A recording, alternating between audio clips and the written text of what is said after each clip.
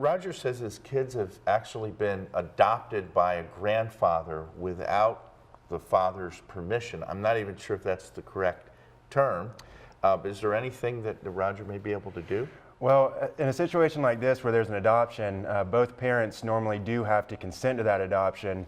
Otherwise, you may have a situation where maybe the father did not have paternity established, or the children were born out of wedlock, and for that reason, the father actually didn't have any say in the situation.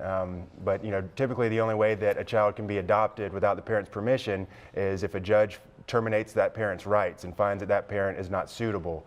So if this is a situation where that's not the case, then this may be that the father did not have an order of paternity establishing the legal relationship. So that may be the issue. If that's the case, then he may need to, at this point, try to still petition the court to establish paternity. And if we're talking about Georgia, take it one step further and legitimate those children, which is the next step once you establish paternity. Okay. And if he's able to legitimate the children after the adoptions occurred, that would give him some right to at least visitation or shared custody with the children, wouldn't it? That's correct, Vic. And actually, legitimating the children is a requirement before a father or any parent can, or before the father can actually petition the court for custody or visitation. So if the child's born out of wedlock, you have to establish paternity and then take it one step further and legitimate those children.